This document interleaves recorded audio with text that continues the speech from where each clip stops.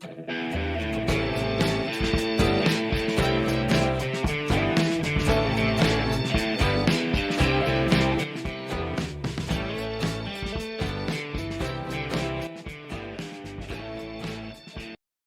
to GenX Adulting. And for this episode, we are going to get a little personal.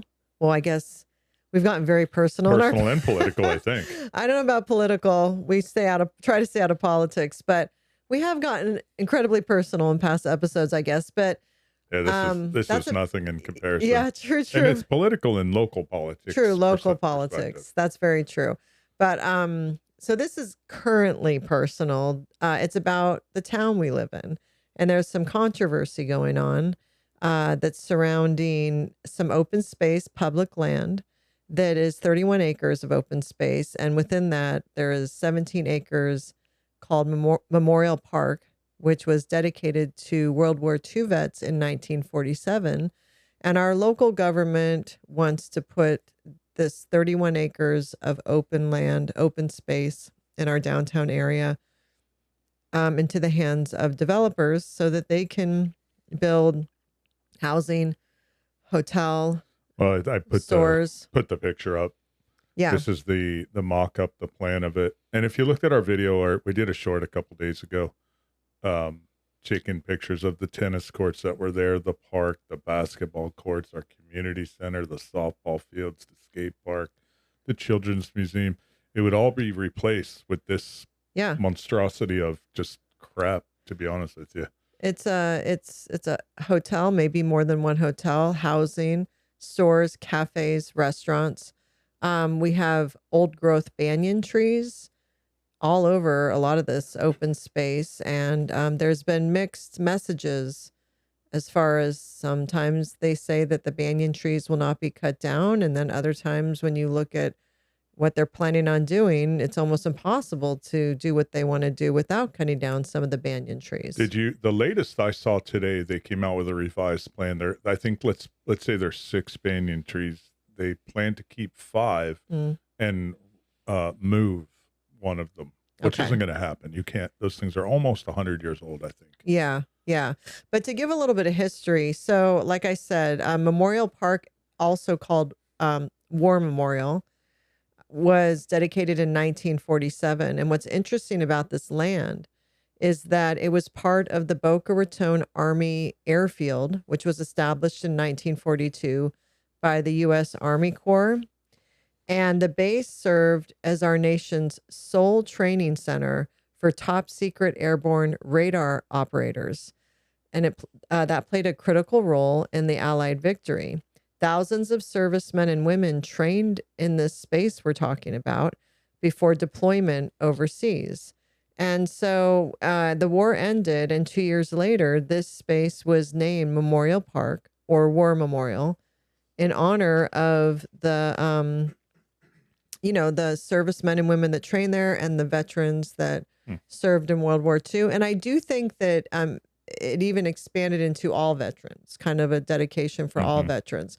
And opponents are saying that because there wasn't an official war memorial building, so anything on the property wasn't dedicated as this is the designated on-site war memorial, whether it was a statue or a building, that there's nothing.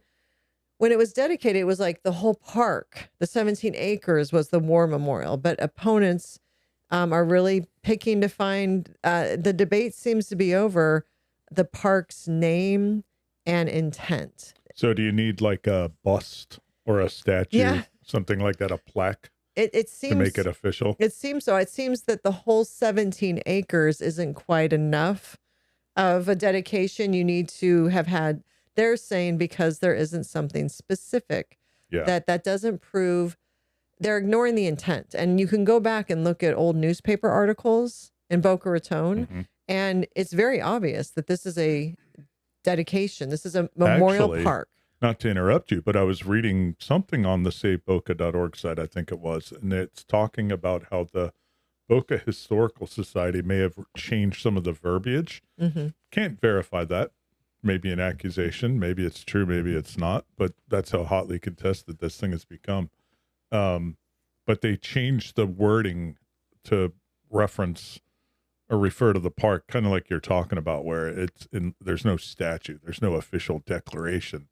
The land itself being dedicated and called Memorial Park isn't enough. The council went in and said that. Yeah. Basically, yeah.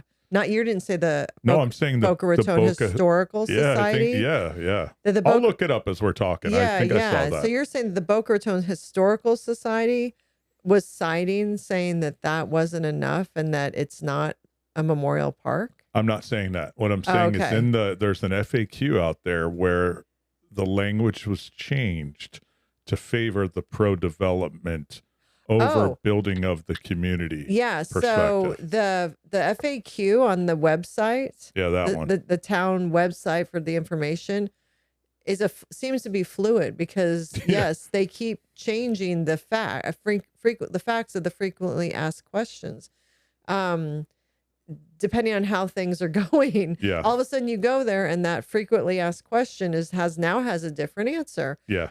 So I didn't realize that was a subjective thing where you could just go in and alter it depending on the mood or the temperature of the situation. But I do think answers to frequently asked questions are fluid. They can be. Right, as new information comes about. That's true. But this doesn't feel like new information. No, this is established information. And if you go back to articles, there have been some local reporters who've already done some really good write-ups about this subject. And one in particular, he found articles where the town, when it was talking about different events going on in the town, it would say at Memorial Park, at Memorial Park. This has been Memorial Park, War Memorial, either one. People have called it the War Memorial since 1947. Mm-hmm. And that is being completely ignored. And because if they had to acknowledge that, they couldn't do what they want to do. So what do you mean? If it was a war memorial, if it was if it is a dedicated memorial park, but if it had what they're saying, a building, or like you can't go into Washington, D.C. and just build on the World War II memorial. It's a memorial to veterans. So if they were forced to acknowledge this as an actual memorial to veterans, they wouldn't be able to develop it. Yeah. I am displaying now this is off the SaveBoca.org website. Yeah. And you can see, that's the banyan trees they're going to cut down. There it is. There's an original FAQ statement and a new one. Yeah. And it's hard for us to read it right here, but they did change the verbiage. They changed the verbiage. But as you alluded to before, and we did we went out and signed the petition. The petition is basically saying that there needs to be a vote on this. This is public land, so the people need to vote. The people have a right to vote. And so we went out, we signed the petition. It was storming. We took film of the area.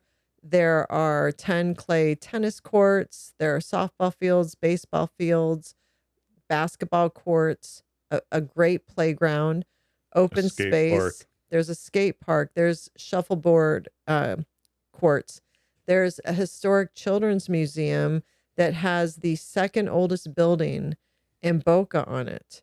And then, of course, there's our community center and our city hall. And one interesting thing they were trying to say is that in exchange for this, we will get a new city hall. But from my research, I found out that Boca Raton has to front the cost of the city hall. So it's not an exchange. We have to front the cost of our city hall. And then, okay, sure, they'll build it. To be honest with you, who gives a shit about the city hall? This is crazy. You know, I was thinking about this. We were just up in Washington, D.C. last weekend for a wedding, and the nicest buildings are all government owned. It's crazy. It shouldn't be that way. Yeah. Right. And so the city wants to build these, this wonderful city hall, which people really don't care to go to. There's no reason to really go to city hall. Yeah. It's crazy. I mean, people, sure, having a nice city hall it's not a priority. That's what you're saying. It's not a priority. Not at all. What I'm concerned with as a citizen is I want open space, and that little area there's pretty nice, right? Yeah. It's not bad. I want less traffic. Yes. And there's a lot of folks focusing on the war memorial aspect of this and the dedicated land and the open space. The reality is there is massive gridlock on the corner of Palmetto and Dixie and Palmetto and Federal, right?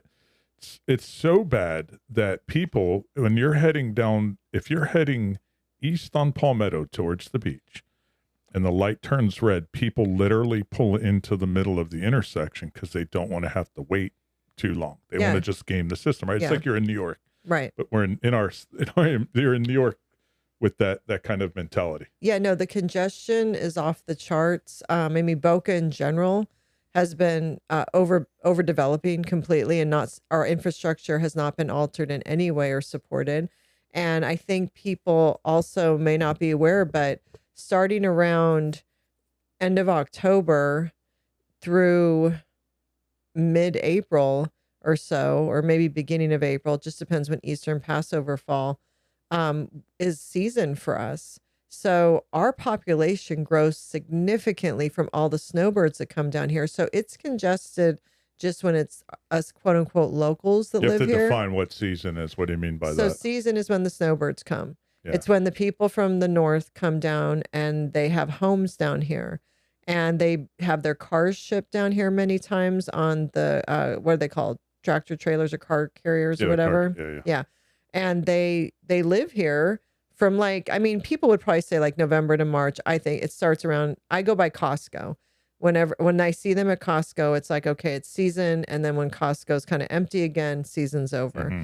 But it's a good half of our year is when it's season and the snowbirds are here. And so I don't know the numbers. I don't know how much our population increases, but it's significant and it adds to the traffic. It's noticeable. It's hard to go to restaurants. The grocery stores get crazy. You have to adjust as a local. You adjust a lot of your regular daily life.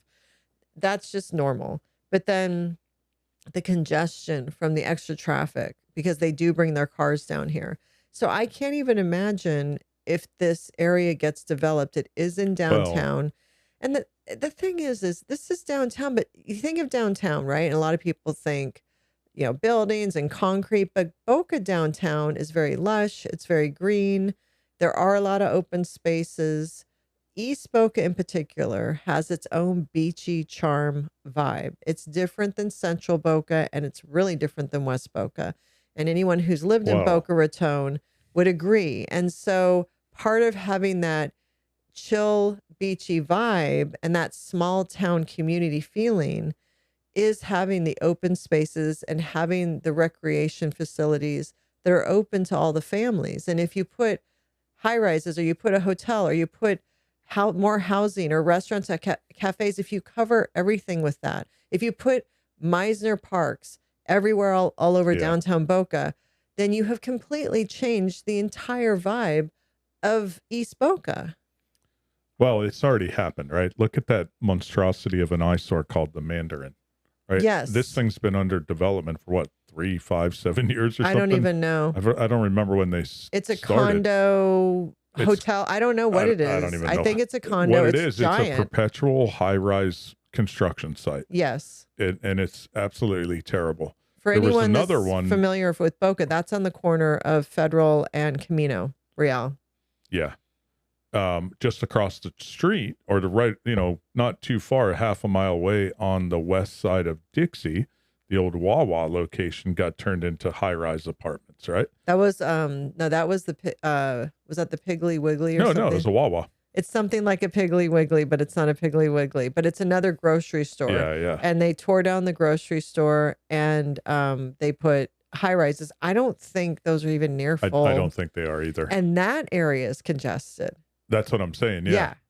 So they've taken these small little parts of East Boca and put these high-rise apartments that aren't even filling up, but the people that are there are adding to the congestion. Yeah. But now to do this in this area that's kind of centrally located, it doesn't make any sense. I mean, I understand it's all about money, but it does not make any sense to me. What, other than money, why would you do such a thing? Well, I think the argument is they're affordable housing, which is bullshit.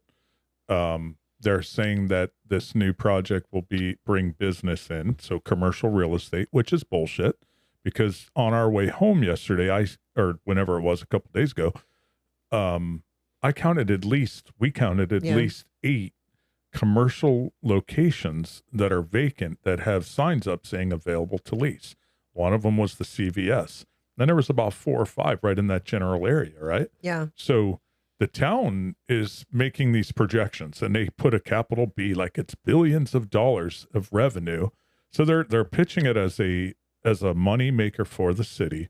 It'll help develop the city with no increase in taxes, which is pure bullshit, because they're projecting this out, the net present value of this project, and they're forecasting it out 99 years. 99 years.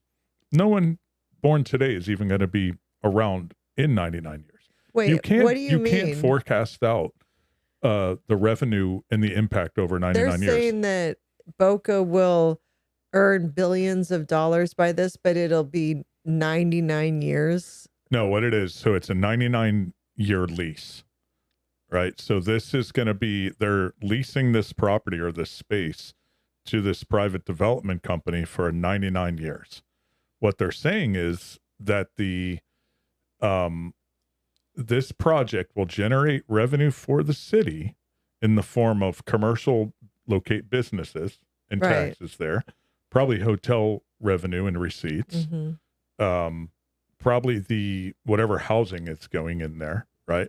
That's going to fill the city's coffers with money that's going to help offset our local property taxes. And they're forecasting, they're saying over 99 years, we're going to bring in billions of dollars. Pure bullshit. Right. That's what I meant. So over that 99-year time, it'll maybe bring in the billions of dollars, but it's nothing that we're going to feel or see anytime soon, or for most of the people that live here right now.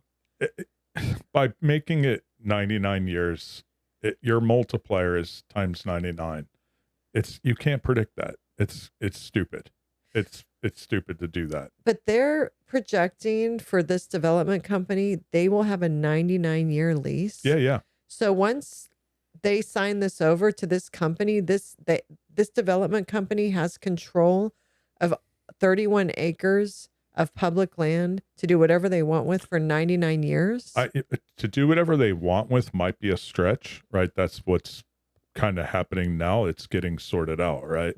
But I mean, let's face it, once you destroy the property and it becomes this ugly monstrosity, concrete jungle, right, where it's currently open grass and old trees, all bets are off. If short-term memory sets in 10, 15, 20 years out, they could easily go up higher. You're giving up open space now for the promise of tomorrow, but you're also relinquishing a lot of control. Now there's zoning laws and stuff like that, right? But apparently, I don't want to accuse the city council or the mayor of illegal things, but there's something's wrong here. So who's profiting, right? You got to follow the money on this type of thing. Yeah. And so I'm not making any accusations. I have no data to suggest any of that, except my age, experience, and just looking around at how stupid this is. Right. That makes sense. No, it does make sense. And I think one of the most interesting things about all of this is that they called it a government campus redevelopment plan. Yeah. So, because the mayor did come out with something yesterday, actually, a new message. And in it, he said, that they've been discussing this particular project for over 3 years, and that he has sent out numerous newsletters about it, and there's been meetings about it, and there hasn't been a lot of interest in it, and I felt it was a little passive aggressive, but whatever.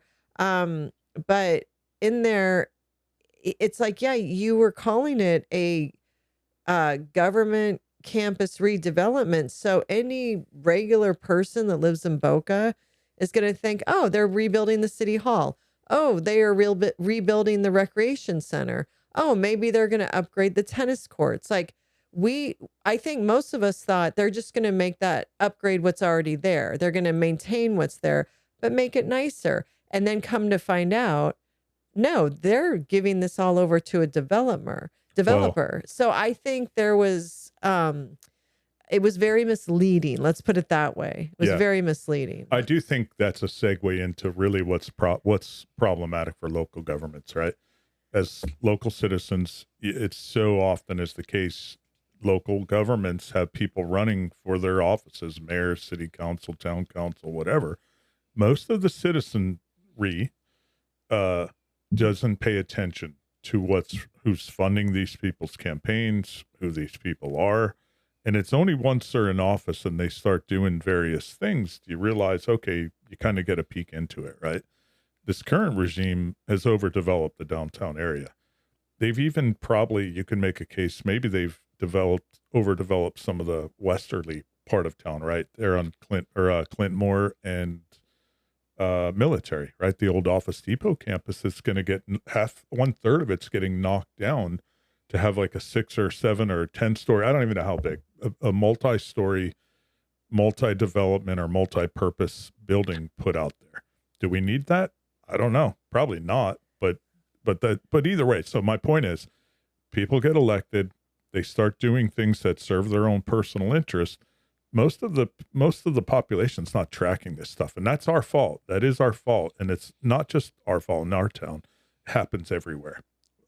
We'll go into it in a little while, but I can even speak to the town I grew up in, how it was overdeveloped, and you've been there. Mm-hmm. What used to be a nice town that you could easily navigate and cruise around in no problem, it's now a traffic nightmare, and all the woodlands that used to be our old playground are all now McMansions and houses that all look the same.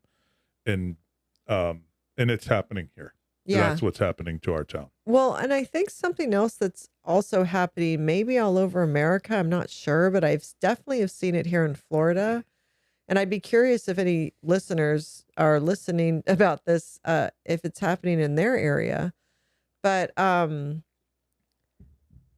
I remember years ago, there was this concept of copying what Europe does, where you live in the same place where you grocery shop, Yep. where you eat, almost maybe where you go to school. Like everything is within walking distance, and it's almost like you're creating these little towns. Well, it's even worse. And it is a trend. You remember the game Sim Tower? You probably don't. Yeah, no, But I there was do. Sim Tower. You could Yeah. make a tower and you're a high rise. You put in elevators. You got stores on the bottom. Yeah. You add a dry cleaner.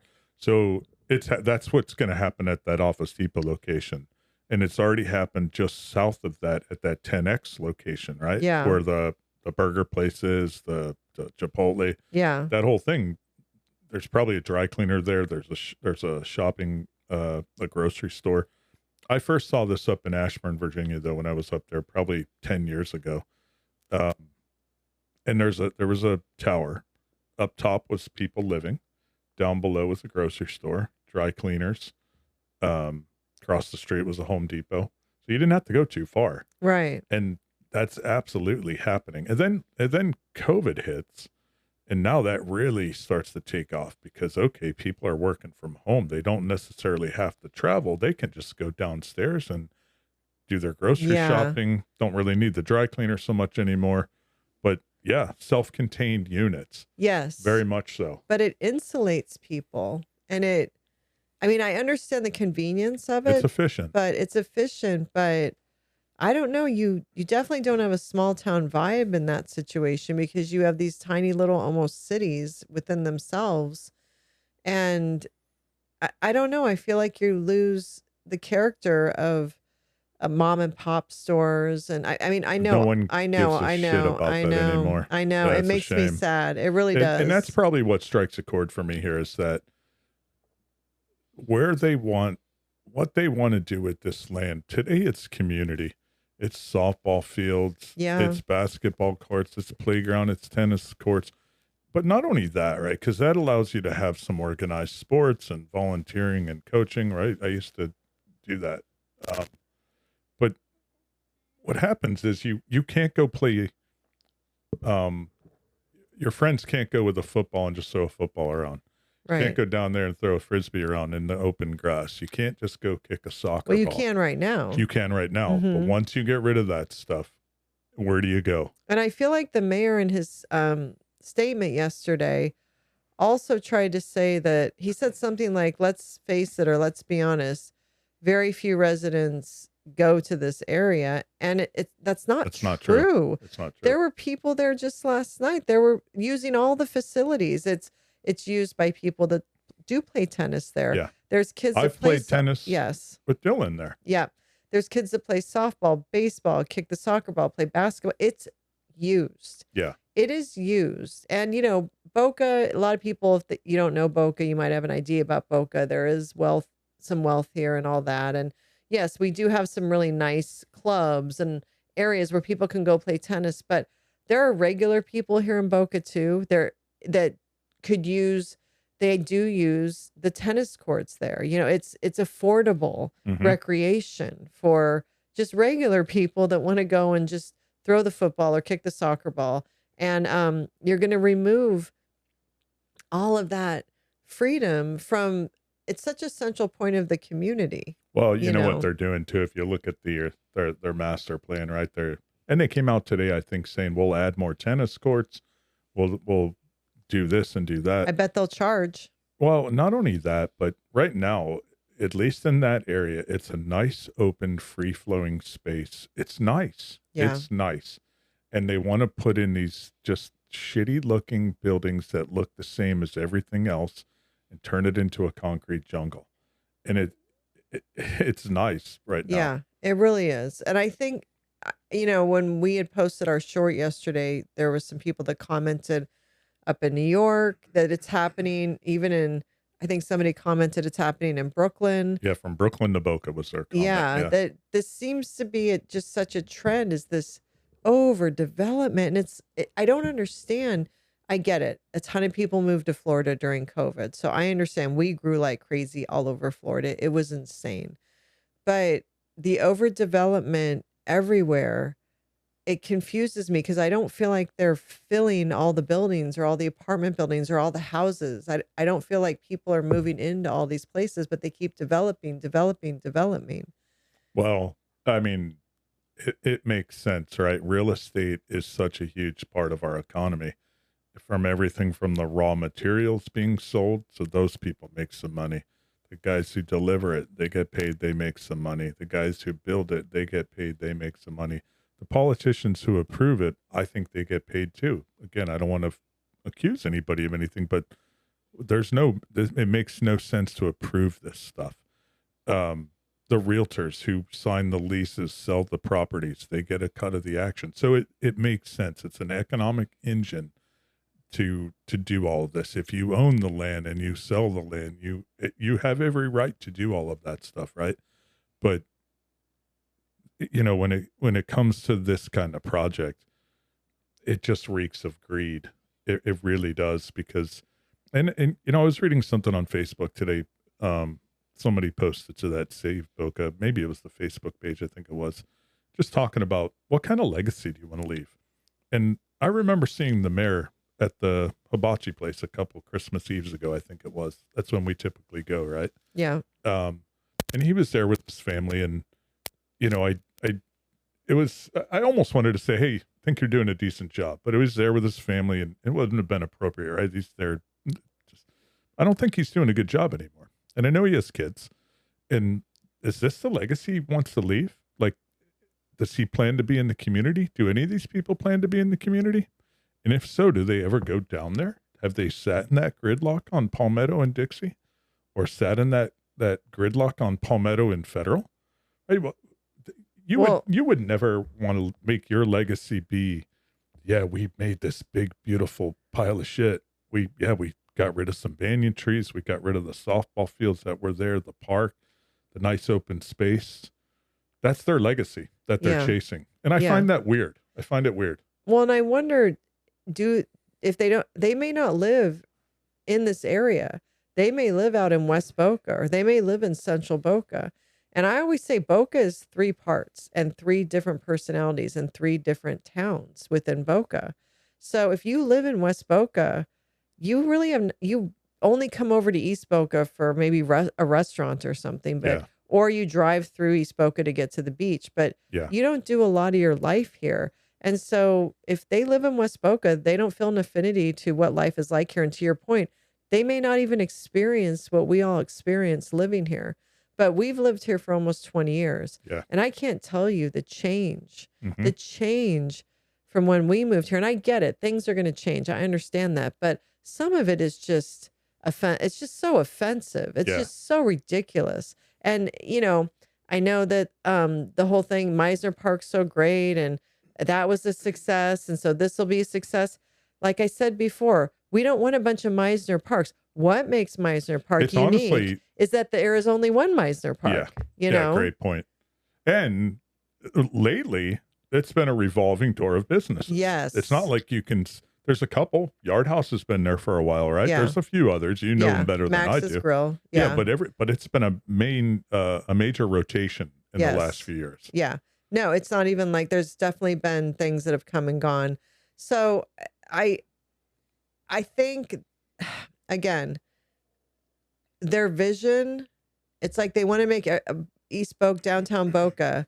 They call it downtown Boca. Yeah. They call it downtown. Guess what we call it? East Boca. We call it home. We call it home. Yeah. Right? This is East Boca. This isn't downtown Boca to us. Those of us who live here don't think of ourselves as living downtown. We live in East Boca. Well, that's the rub. They're trying to make it a downtown. Yes. Like a Miami downtown or a Fort Lauderdale downtown or a West Palm downtown. Yeah. That's not the vibe here. That's not what people want. No, they're trying to change East Boca into a downtown, like what you just said. Yeah.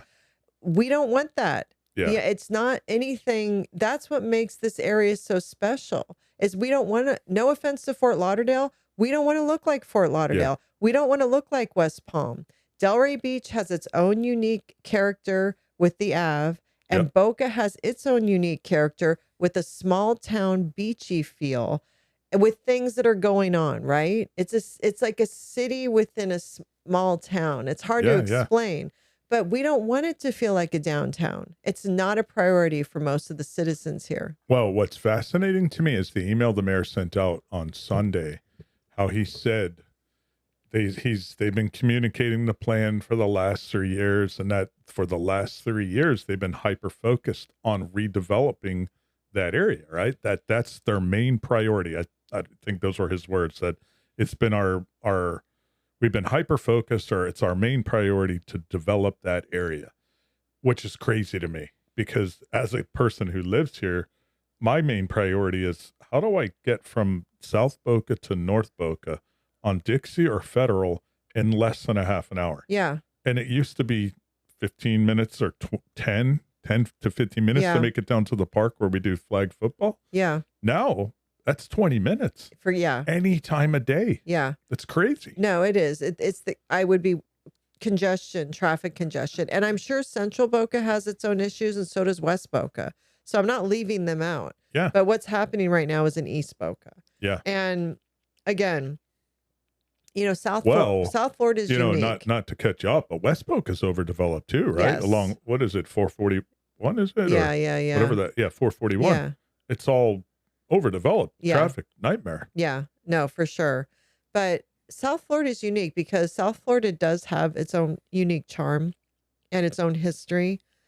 And part of that is where we live, at least from Miami all the way up until, Jupiter, Vero. Mm-hmm.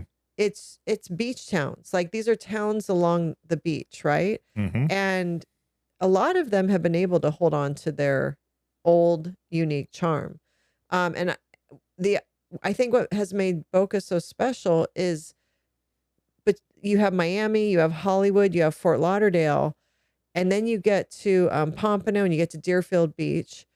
And Deerfield Beach actually has held on to its charm in a lot of ways. Actually, I mean, there's some really nice beaches down in Fort Lauderdale, some nice neighborhoods. There is. Hollywood has the boardwalk area that's pretty cool. There is. Miami obviously has South Beach and stuff like that. But I'm talking about there's that downtown vibe in Miami, Hollywood, and Fort Lauderdale. Yeah, oh yeah. Right? But the thing about Boca is you'd get to Boca and it felt like Boca's downtown just felt like just a regular neighborhood, small town in a way. It was just, you didn't feel like you were entering a downtown. You never once felt like you were entering a downtown. Well, in the last last Now you 5 do. years for sure. Now you do. Yeah. It's starting. And if they keep going, it's lost. All of it is lost. Yeah. Because once it starts, you can't put it back in. It's Yeah. done. It's Yeah. so I think, to our listeners, if you're still with us, because I know this is very local to what's going on with us, but who knows? Maybe in your town, you're also trying to deal with some overdevelopment and are fighting the good fight to try to hold on to the history or the charm of your city or your town. I do think a lot of this is happening all over our country. And so we may be, what's going on with us may just be symbolic of what could be going on for a lot of other Well, listeners. I do think that is going on. I feel like a message for everybody who's listening is to protect your town. If you like your town, protect it. Because I think we voted for people we thought we could trust. And then it turns out that they can't be trusted. And this isn't just Boca, right? We're talking about it because it's our town. But where I grew up in Sparta, right? They have their own controversies Yeah. going on up there where, like I say, when I was a kid, this is fascinating to me because I was thinking about it. It's probably the genesis of why I just have such a distrust in government. When I was a kid, I remember we had in New Jersey, there were wetlands laws. You were not allowed to develop or build properties in the wetlands. Well, they did. When I was a kid, we used to play around Fox Hollow in Sparta. It was all swampy, wetland, had those skunk cabbages, which have to grow in very moist soil. It's all homes now. Yeah. When I was younger, Hemlock Hill was one of the first developments in Sparta off of Green Road, and it's Sawmill Estates and other places. And we used to play in a stream back there. We'd catch fish and frogs and stuff. It's all homes. Yeah. And so it's all corrupt, local government corruption being bought out and paid for by developers, and that happens everywhere. Yeah. Unfortunately. Yeah. And so if you live in a small town, you probably, maybe you can trust those, the folks for a little while, but you got to keep a real close eye on them. And I think that goes back to your original point is stay active as much as you can, or keep your finger on the pulse as much as you can. And I know we all get busy with our lives, and we certainly did, but you think who you're voting in, you can trust. And so you think that you don't have to watch as closely, but you do, because before you know it, you're being presented with a part of your town that is cherished and beloved, that's going to be handed over to people that aren't from your town, that don't care about your town, that are in it for the money and have their own vision that does not align with your town because they don't know the culture of our town. They haven't lived it. And so whatever they're going to put there is going to be uncomfortable and is going to be foreign to all the people that live here, instead of working with the citizens from the start. Well, they claim right? But most of us as citizens are asleep at the wheel. Again, we vote these people in. We expect them to represent our interests.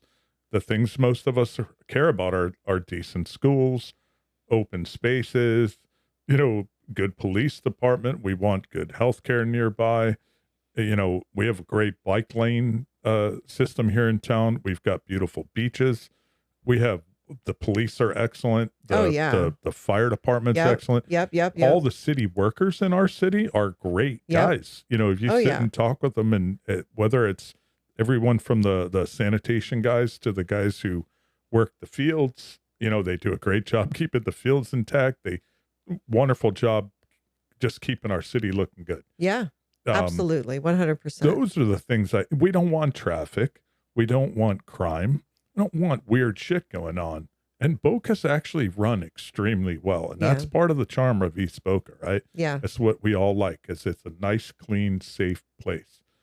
When you put in these high-rise developments, I'm not opposed to the Bright Line station that was put in, but you combine the Bright Line with this high-rise monstrosity, it brings in an element of crime with an easy exit, right? So that's all part of what's going on. It's a change of just all of it. It's a shift, right? So, but again, I still feel like it was sneaky. It feels sneaky. It feels like the name they gave it was so 100%. Misleading. Yeah. So I feel like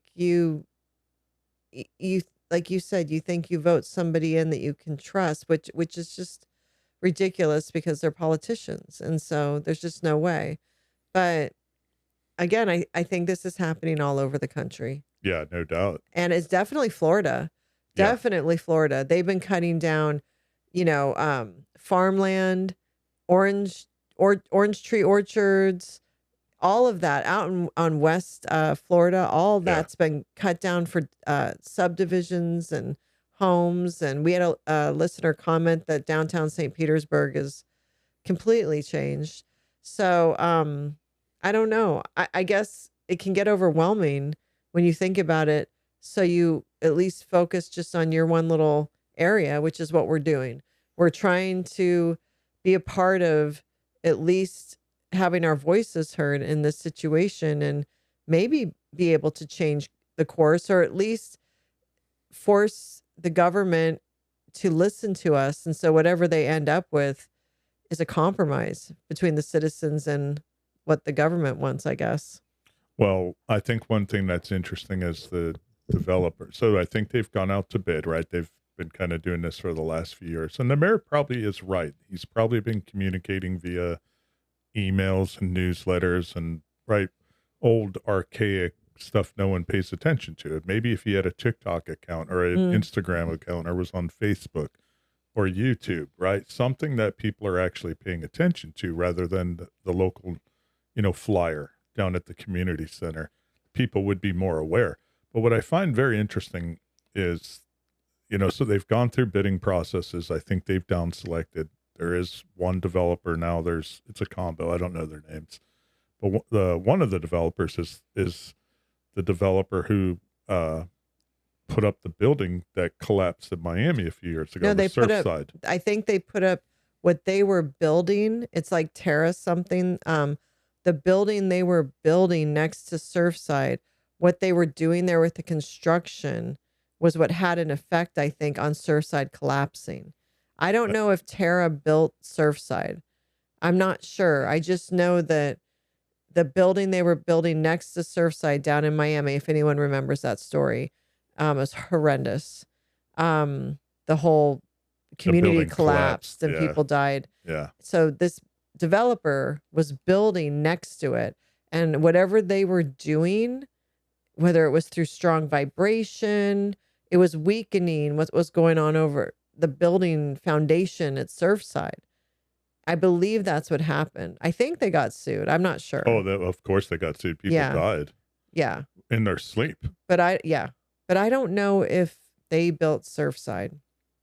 I'm not sure on that. The same developer sued over Surfside collapse. So you're right. Maybe they didn't. It was almost like they were viewed as they caused the collapse of Surfside. This is the developer that's wants to be in charge of this project in Boca. So I just think that's bad juju. I think that's bad karma. I don't think you bring that in here. So the Terra Group, the Miami-based developer now pursuing a high-profile project in Boca Raton, was a key defendant in lawsuits tied to the 2021 Champlain Towers South collapse in Surfside. This is despite not disclosing the lawsuit and the proposal submitted to the city of Boca Raton in January 2025. So they did not disclose that there was a lawsuit. They hid it. For anyone listening, we're putting up information on the screen. So if you go to watch on YouTube, you'll see. But so that's already sketchy. Like, okay, so you started off this entire project calling it the government redevelopment. What was it? Government redevelopment project or something. Whatever it was called, it wasn't clear. I think it's called the "Don't worry about it, we got this" project. And so that was sketchy. And then any newsletter, because the mayor does send email newsletters, any newsletters that were coming through, I read them. So I do read those newsletters, not every single one of them, but I'll look through them. I don't remember nothing caught my eye. Nothing caught my attention where I was like, what are they doing down there? So I agree. I read them too. Yeah. Whatever was being said, it was not clear. It was misleading. I'm not saying it was misleading on purpose, but it was misleading. And now you have a developer who didn't disclose that they were part of the lawsuit of the collapse of the Surfside. This is just all bad. It's just all like so sketchy. Well, what's interesting to me is we're late to the party. Just for full Yes. disclosure, Yeah. we do not have full 1000% command of all facts, but doesn't pass the sniff test. Correct. So, but we are late, and think, some higher power. Thank God, I'll say it. For the people in Boca who started the Save Boca, Yeah. the Dan Perlman, project, I think, is one of the main guys. Nice job, Dan. Thanks Yeah. for bringing this to everybody's attention. I'm looking at you. Good job. Yes, there's a whole group of people who started the SaveBoca.org campaign, basically. And not only that, well, it is a campaign, but you've got your shirt. Yeah. If I wore anything besides a black shirt, I would wear that shirt. Yeah. But they've made the t-shirts, they've got the signs, they've attended the city council meetings. Yeah. They did the whole petition effort. So kudos to all of you guys. And now I think you've woken us up. They did get some good press. They made national news. I think they did. It was on Fox News. Yeah, I don't know yeah. if it was CNN or not, but I don't know Fox. Yeah. So they've got the word out, and they've woken up the people of our town now, which is a great thing. So thank you Yes. for doing that. For doing that. They have a Facebook page, they have an Instagram page, they have a TikTok. Yep. I went and followed all of them. So anyone listening that wants to follow along on this, because we have, when this airs tomorrow, where this is Monday right now, tomorrow night, Tuesday, there is a city council meeting at 6:00. The address is on saveboca.org. I think it's 60. I looked it up. I think it's 6500 Congress Boulevard. And what that is, so where that is, it's between Yamato and Clintmore on Congress. And it is where like there's like a police academy, not academy, but maybe training. It's kind of a nondescript building. But what's interesting about it, so it is there tomorrow. People are encouraged to go. There's instructions on the SaveBoca.org homepage. If you go in, you sign in. Every person does get 3 minutes to speak. Mm-hmm. The challenge is they did officially requested Monday to have it moved to a larger location, because they were denied. They were denied, yeah. Yeah. And there's plenty of places to go. I don't, it's a tough one. I want to believe in the sentiment that's coming from the mayor. I don't think he's inherently a bad guy. I think he's currently misguided on this one, and I think he's wrong. Right? I 100% believe he's wrong. I don't think he's a bad guy. It is probably logistically difficult to change it last minute. In their defense, they are saying some of the right things, that this is just the beginning. They're going to try to work it out. But anything short of a full stop is unacceptable in my mind. Yeah. Just operationally, logistically, kind of makes sense for them to say, we're going to keep it here this time. But given the demand and popularity of this, they need to move it elsewhere. For the next one. 100%. Because I think this is... And make it longer. Yeah. I think this is just the beginning in some ways. I think the more people hear about this and are going to get involved, until the mayor and the city council have a good answer for everyone, I don't see this dying down anytime soon. This isn't like how, a private developer wanting to build townhomes around the corner from us in a ridiculous Another stupid location. one. I think the city approved that, though. Yeah. Okay. Right? So the city might have approved that, but that seems more private land, privately owned land that was sold, right? Well, and I'm totally against it. Oh, absolutely. But to your point, there could have been a zoning. I don't know if they made it a zoning accommodation or not. It wouldn't surprise me. This city council and this mayor is 100% pro overdevelopment. So I do believe right now it was a small title company and some other office space that they want to turn into the title company. Yeah. Yeah. I think they want to turn that into a 3-story multifamily housing. Yeah, it's going to be like 4 condos or something. I don't know. And then there's a whole nother thing down up the street by our local school that they want to put in a gated apartment or condo community. And the traffic on the road that both of these proposed projects are on is already insane. Yeah. But my point is I think both of those areas are privately, commercially owned by someone, whereas This is Yeah, public it's city land. land. Yeah, yeah. This is city land. And that's so, yeah, you can go out and you can get upset about townhomes being built in an area that's so ridiculous and apartments being built in an area that makes no sense, but it's privately commercially owned land, I Hmm. think. This is 100% public land. This is a memorial park for World War II vets, which I think is just you can't overstate that enough. Yeah. You just can't. And 31 acres of open public land.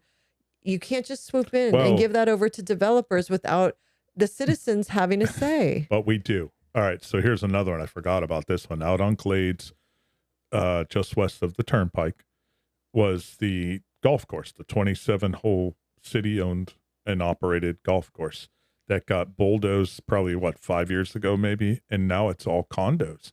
That's where I took the kids to learn how to golf.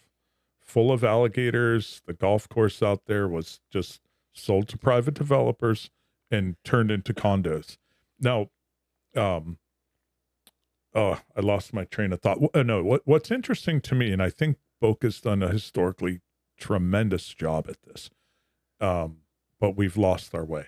And what that is, that golf course was city owned. I could buy a golf cart, or as a city resident, you buy a card, you get a discount, you could book tee times. They were excellent golf courses. We've got city owned and operated pickleball courts, city owned and operated tennis courts. I'm not the biggest advocate for the city owning and operating all this stuff, but it's what made Boca different, is that they've always done a nice job. They've paid great wages for the people to run these things. They've done a great job of running them. It's always been open to the community. They've always been fairly priced, and they're giving all that stuff up for this overdevelopment, right? Yeah. The golf course out on Yamato and that Hidden Valley Road, I think, is by Clintmore, by Costco. You come over the overpass, that's a golf course out there. I think the city's trying to turn that into a golf course, but now they're combining it with like pickleball courts or maybe scratching the golf course. Yeah. It's crazy. It's crazy. Yeah. So I think if anything, people will start to pay more attention. I know I will, to what's going on. 100%. So, but the thing that's special about this, again, is it is in the heart of our quote unquote downtown area, but it helped keep our downtown area feel neighborly, and it helped maintain community within our downtown area.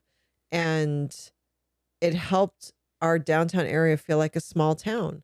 Like when you would drive by and see kids play softball there, I'm telling you, to listeners, it's the same feeling as when I lived up in New Jersey in a small town and I drove by and saw kids play softball.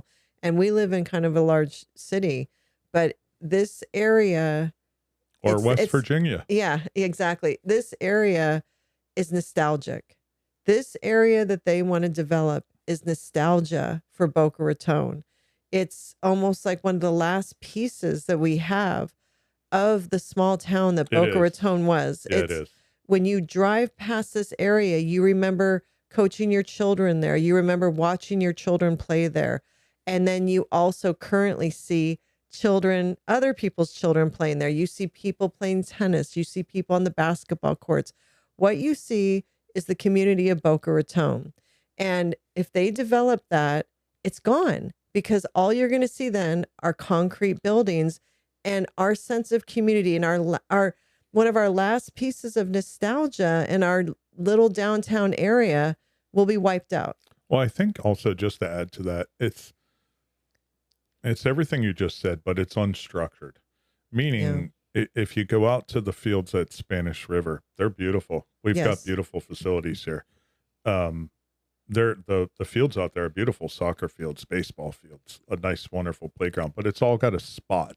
It's all nice and tidy because it's all new and it's all planned. You go out to Patch Reef, it's beautiful. It's phenomenal. This area is very unstructured.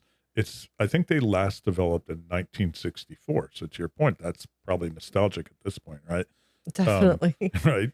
But it's free flowing. It evolved. The banyan trees were put in probably as small trees. Now they're these big, beautiful 15-foot across, base trees with vines hanging down. You walk over to the fields. It's just unstructured. It's old school. It's old school. It's old school. And we need old school. And you need old school. Everything can't be new. Everything can't be developed. Everything can't be planned. Everything shouldn't be shiny. Yeah. You need to still have some history without it being always totally historic too. You just need that sense of nostalgia, the sense of old school. And I know we're Gen Xers. And so, yes, we do feel nostalgic when we see certain things, but for younger generations too, I think there's Gen Zers that remember playing baseball and softball on those fields, and just there's puddles. 5-10 years ago, there's puddles. It's just like you said, it's unstructured, and it's a sense of childhood. It's a sense of community. Our community center, there's just so much there to save for Boca Raton. So if anyone is interested, saveboca.org has all the information. It has all the current information. There's also a Facebook page. There's an Instagram page. I did join the TikTok. I don't know how much they post on there, but that's where all the information will be. And we just felt compelled to do an episode to at least put our voices to this and be a part of trying to hold on to just that sense of nostalgia and community in our town. And that's why we're doing this episode, honestly. Because I do think there are people all over this country that have had to watch their nostalgia get bulldozed over and their nostalgia get developed by people who don't live in their town, by people who don't care about their town, and by people who don't understand their town. So I don't think this is a Boca Raton problem. I think it's a problem probably in many, many towns and cities in our country. And I think that it's important to hold on to that. If you can, just hold on to a piece of what was. I mean, look at that. That's just such a mess. There is no value in what we're looking to develop here in our town. It looks like anything else. Yeah. What's fascinating to me. It does not look like Boca Raton. No, what's fascinating to me is when you look at that, if you look at it in the eyes of the developer, it's money. And when you look at it in the eyes of the politician, it's just pure ego and greed, right? They want to say, I helped develop that and put their name on it, and which is crazy to me. I would want nothing to do with that. But when you look at it, all of the people I just mentioned, they look at it on a grid and they see, okay, this is 1,000 feet by 1,000 feet, and there's a 45-degree angle here from the natural terrain, right? What can we put in there? And it's just moving boxes around just to see what can you put there and what's going to maximize the square footage profitability of that multi-block chunk of the city. Yeah. They don't give a shit about the impact to the traffic flows. And now they'll come up with some BS. Oh, we did a traffic flow and it's not going to impact traffic.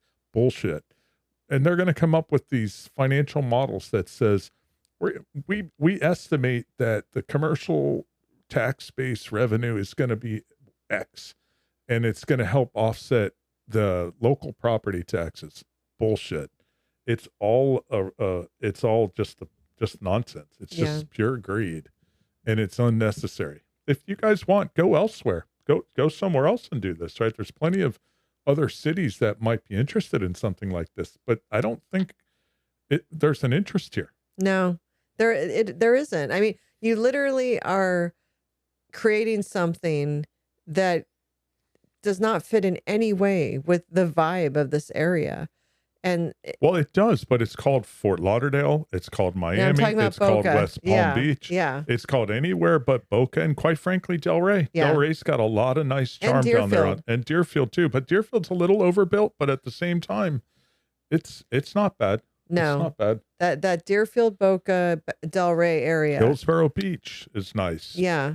So yeah. Our stretch from the last condos, probably once you hit the Hillsborough Inlet Bridge, just south of that whole stretch all the way up into even past like Lake Worth, up where you start to get where like Oprah's got a place, and right, that extreme wealth up there. I Yeah, forget yeah, the yeah. town, but up by kind of by the breakers, Yeah. right? Yeah. Like Palm Beach. Yeah.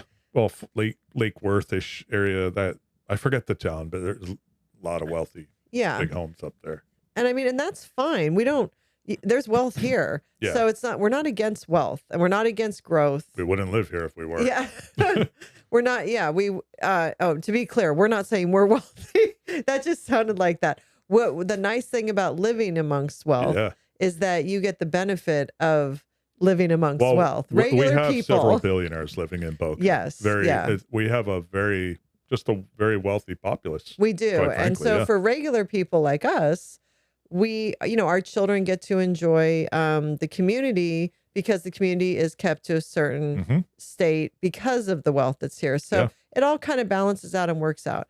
But again, that's what's so unique about Boca is that, at least East Boca, I can say, is that if you ever came into East Boca, it would just feel like any other town. You wouldn't feel, unless you drive along certain roads and you see like mansions and stuff. But if you were just to go to like I don't drive know along if that's true Federal, anymore. We've been you here know. close to 20 years, and I agree with you. 15 years ago, 10 years ago, but we are screwing the pooch here. Yeah, We're it's watching slow. it. We're watching the next real estate and housing bubble, commercial real estate. And Yeah. Yes. we're watching the next commercial and apartment real estate bubble unfold in real time. Fast forward 5 years or some point on the horizon, and we're going to see an implosion. Yeah. And it's not, I'm not fear and doom. It's just reality. This shit goes in cycles. And I wouldn't even say we're in a big boom right now. I did look up vacancy rates today in Boca, and we do have about a 7% vacancy rate here. How that compares, not sure. I think For it's commercial or no, for just like an more apartment? on the apartment side. Yeah. Yeah. I think don't our know. commercials even, I don't know, it's probably not worse, but there's plenty of, like we saw yesterday or Yeah. a couple days ago, Yeah. a lot of commercial real estate and a lot of longer term ones, right?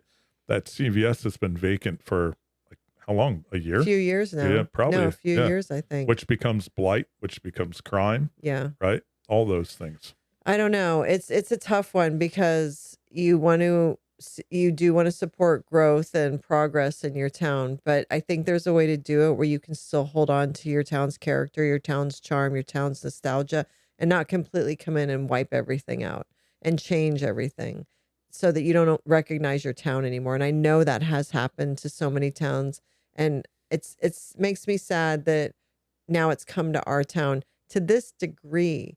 To Yeah. take 31 acres of a beloved part of Boca and just plop down Well, crap. we haven't even touched on the fact that the hotel will be adjacent to the local school there, right? The Boca Christian Yes. High School, No, it's right? K through 12. K through 12. Yeah. And then there's that other little learning center. I don't Yes. know what that is. Yeah. but The hotel will be right next to two schools. yeah.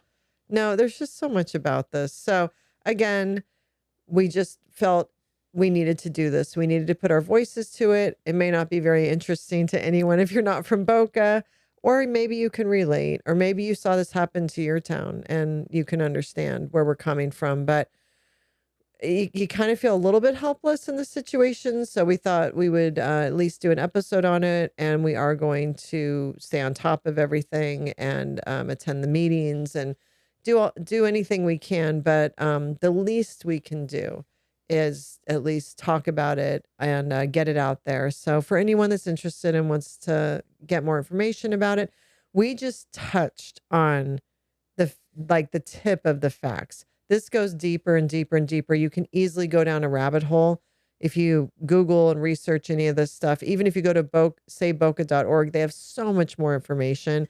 We really just touched on things. So again, thanks for listening, and please support. If you're local, please sign petition. Please show up at the meetings. Please stay on top of things. I think we're all going to read the mayor's newsletters going forward. Yeah, right. Yeah, read your local Yeah, mayor's read newsletter. everything. Yeah, that's one piece of advice. If your mayor's sending you guys something in your town, read it. But for those of you who are still with us that aren't local, thank you for listening. And we will get back to our normally scheduled program. We do have a ton of guests, a ton, you guys, coming up for the fall. We are double, triple, quadruple booked up with so many cool and interesting people. We're so excited to, start. We took a little bit of a 2-week break, or a week of break. How long did we not record? A week? Yeah, I don't know. We had a out of town wedding we had went to to go to, and DC. then we did have a couple folks, or at least one person, cancel. It Yeah, came she down was with the ill. flu. Yeah.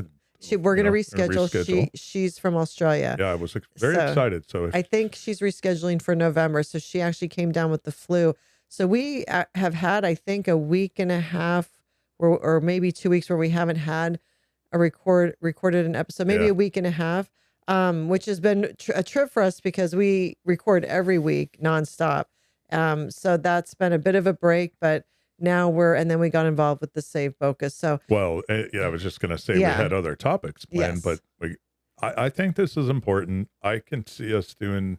We'll probably throw some more episodes out on this topic. I think we'll see how things evolve. Yeah. I mean, we'll see what happens, and this may be something that we touch on again, a little mini episode just to update anyone who's Or interested.